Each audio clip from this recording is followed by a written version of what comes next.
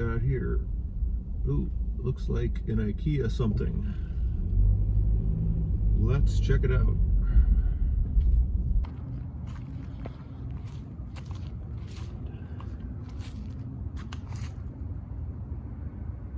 Free.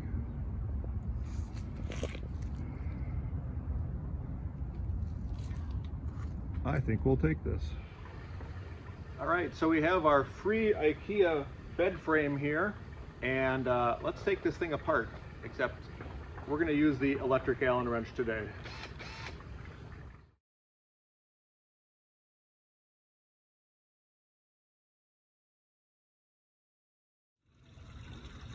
All right, as you can see, we've got a nice pile of real wood here. We've got a whole bunch of IKEA hardware to add to the existing collection of IKEA hardware. We've got some fake wood that we can use for something else, and we got a couple pieces of metal that we can just put into recycling. So we just need to build something with this wood. I'm kind of thinking clothes bars on this one, so let's see how that goes. And we are back. So here is the good lumber from that IKEA bed that I found. What I did is I just sorted it so it's in the same dimensions. So these are the slats that were at the bottom on the right side, and this is the framing on the left side. This will make it much easier when I set up my saw cuts. Couple quick things while you're using your table saw that you may or may not know. This is a real handy device. This is a push stick that allows you to push the wood through without using your fingers. It's got a little rubber tread on the bottom and a little peg that I actually sawed off but replaced with a piece of wood that hooks on the back so you can push things through without cutting your fingers off. And another real useful tool is called a feather board or a finger board sometimes. And this allows you to have equal pressure against the fence of your saw, so you get a straight cut. So your piece of lumber would fit into here, and because these feathers here are angled, it's not going to want to kick back as much, so it'll keep things going in one direction and keep things pressed against the fence of your saw so you get nice straight cuts. So what I'm going to do is I'm going to take this nice reclaimed lumber that's in all different shapes and sizes and make it into one stock size, which is going to be 1 3/8 by 3/4, and that's what we'll use for our project here. So without any further ado, let's cut this up. So at least for the slats that made up the bottom part of the bed, you can see that the edges here are rounded. So what we need to do is we need to square that off so we have a nice square piece of lumber to deal with. So I'm going to work on getting rid of these edges so we have some nice square stock lumber to deal with. All right, so you can see that we've got the one side squared up here. What we're going to do is we're going to measure this out to 1 3/8 inches and square up this other side so everything is the same here.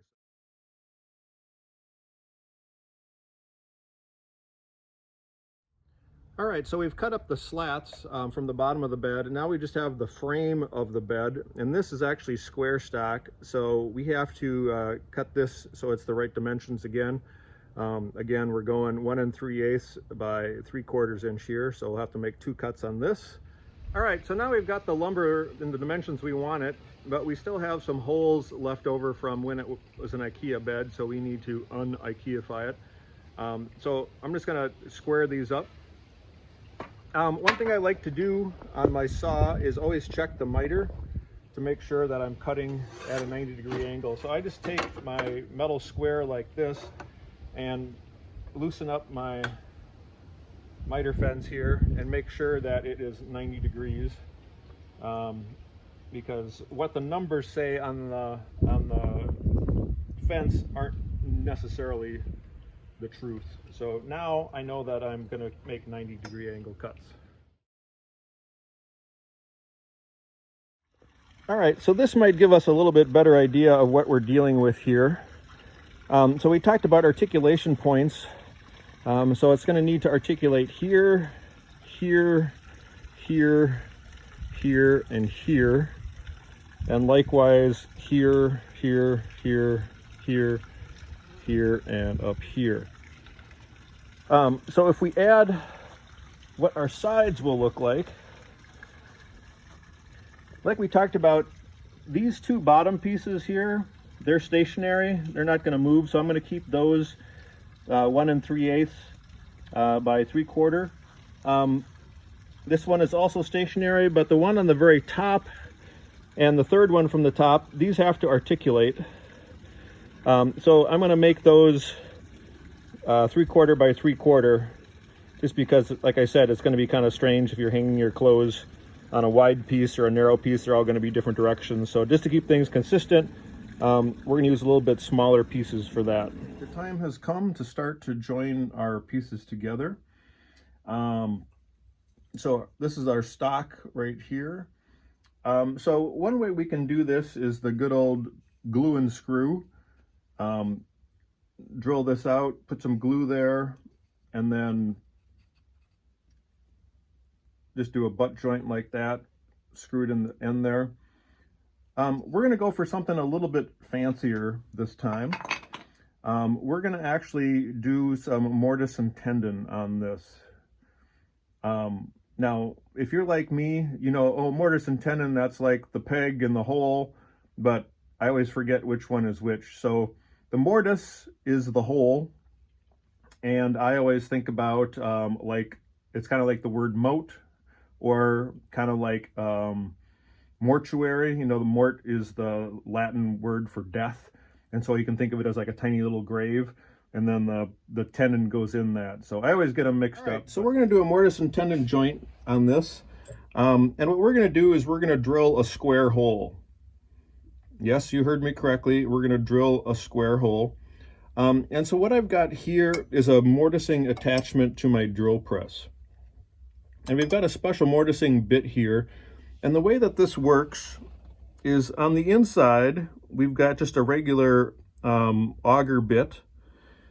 And that auger bit fits inside this chisel right here. So we put that together. You can see here's our auger bit. So the auger is going to drill out the center, and then the chisel is going to just cut the sides. And we can use that on our drill press here. If we get this started, and just actually drill a square hole there.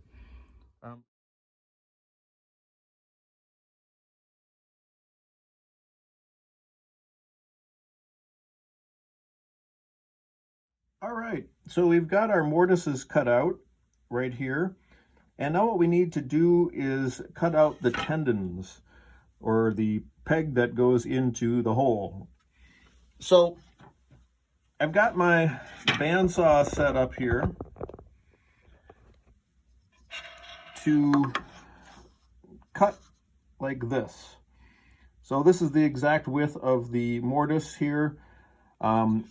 And I have my pieces that I'm going to put the tendons on marked for depth. So I know that I need to cut up to this line, because what I want to end up with is something like this that I can put into my mortise like that, and then just squeeze a little glue in there and tap it in, and we should be good to go. All right, so we have all of our mortises cut here, and we have all of our tendons cut here, and so eventually those will fit in there like this. But first we probably want to sand everything to get it nice and smooth, because it's going to be a lot harder to sand once it's all put together. We've got all our parts sanded now. Before we start slathering glue all over everything, what I want to do is I want to dry fit all the parts together to make sure that everything fits. And I can tell you right now, everything is not going to be perfect. So I've got a very sharp 1/2-inch chisel that I'm going to use to just clean out the mortises or trim down the tendons, just to make sure that everything fits together nicely.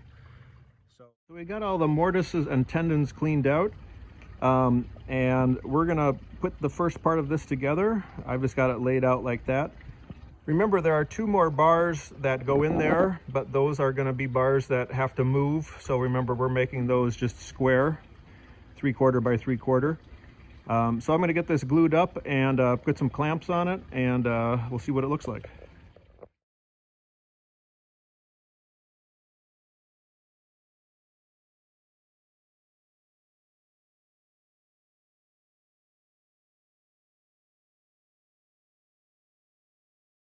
The clamps are off, and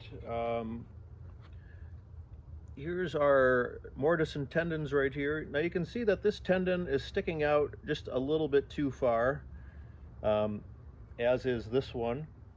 So what I'm going to do is I'm going to take this fine tooth flush cut saw and just cut off those tendons that are sticking out, and just give this a good sanding to smooth everything out.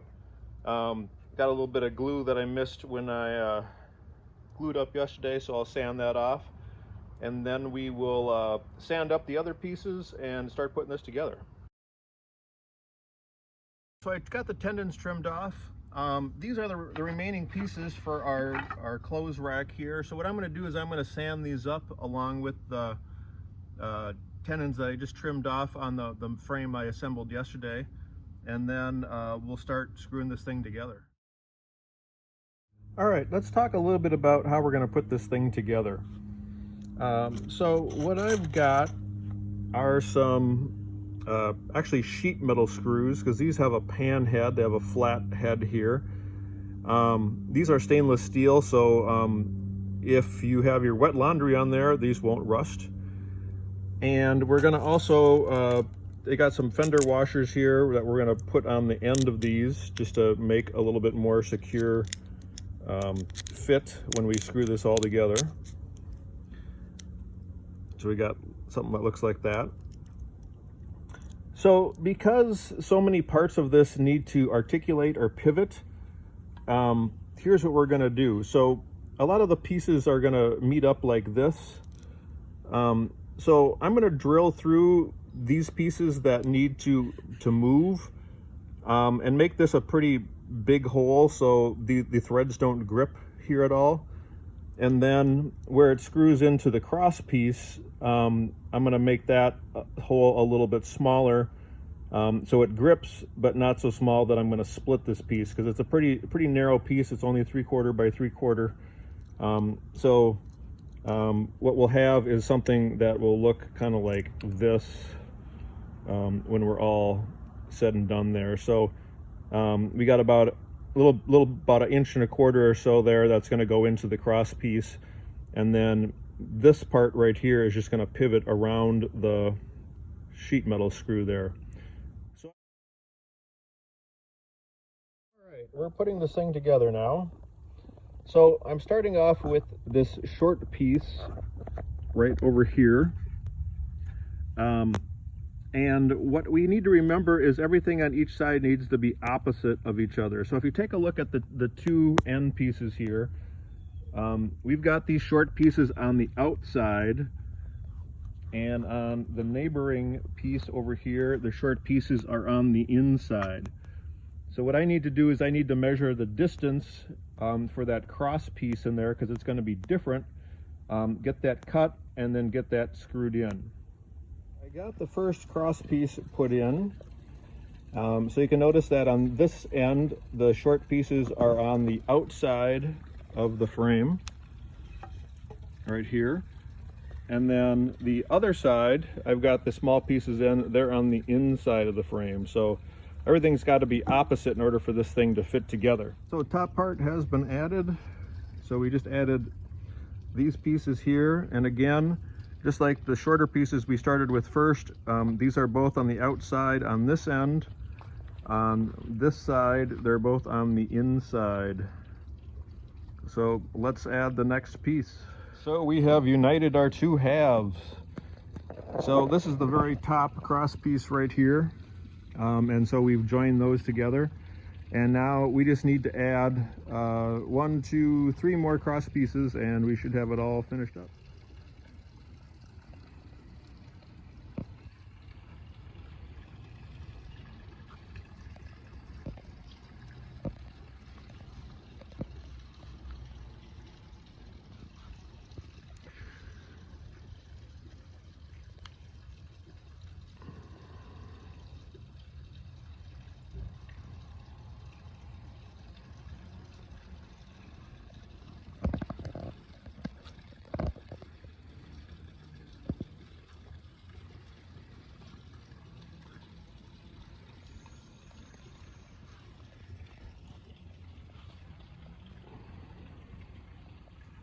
All right, we've got it all together.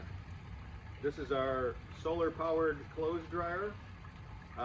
Nice thing is about this, I can take it. It's a little stiff because I just put it together.